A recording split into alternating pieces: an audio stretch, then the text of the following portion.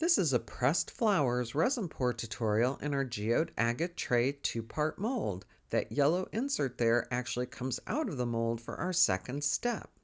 I mixed up 6.35 ounces of resin for the bottom part, and it was JDiction Fast Cure resin, and I used 7 tiny scoops of Art Pro Pearl White Mica powder, and then 6 scoops of Shimmer Pearl Mica by Slice of the Moon. I didn't want all white and I didn't want all silver, and I think this was a good mix of the two. Since I'm using pressed flowers in this, and it was the first time I was using pressed flowers, I didn't think I wanted them just floating in clear resin. I thought they might get lost. That's why I'm pouring in these little island areas. We call the big spaces the islands and the yellow part the river. I decided to put the white in to kind of back the flowers so they would pop off the background.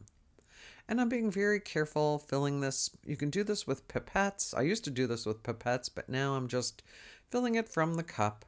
And you can fill all the way up to the edge of the yellow or just below it.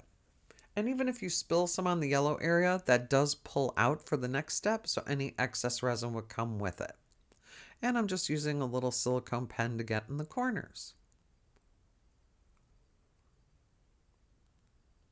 After it cured, looks nice. Took longer than 4 hours, but it finally got to the next step. Here are the pressed flowers. I bought these straight off Etsy from a seller, and just some purples and pinks, deep purples and pink hues. And there I am with my scoop again, and I knew I wanted a purplish bluish color, and this mica was the best. I mixed up 2.29 ounces of JDiction high gloss resin. It's just a 1-to-1, and I used 8 scoops of the mica and then 1 scoop of hyper hollow silver glitter from Solar Color Dust. I love it. It's a beautiful, beautiful little glitter. Sparkles a lot. But as you see from the resin, it's not blue and it's not purple. It's a purple with a blue undertone, and I just love that look. I figured it would be perfect for this project.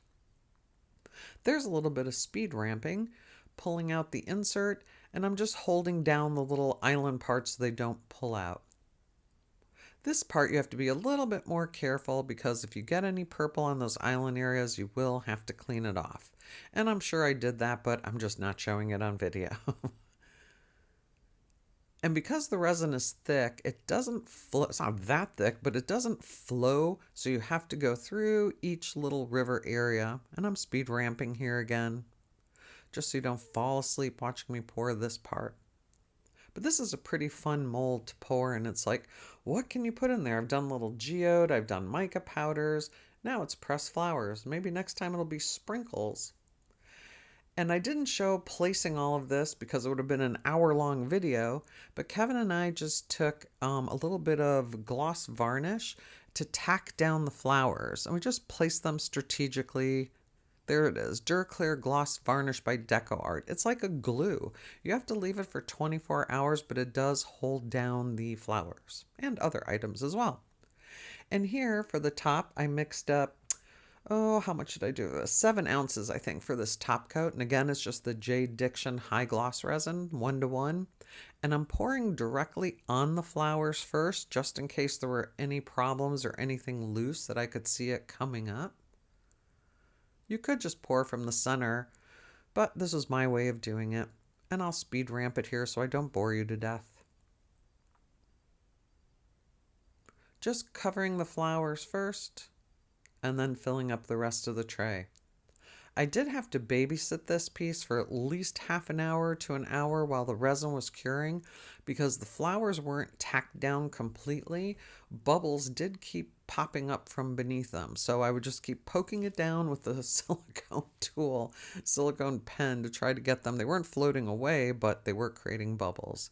And I do use a little heat gun here too. Did not want to use any sort of open flame in case it got to the flowers themselves, but just using that to get rid of some of the bubbles.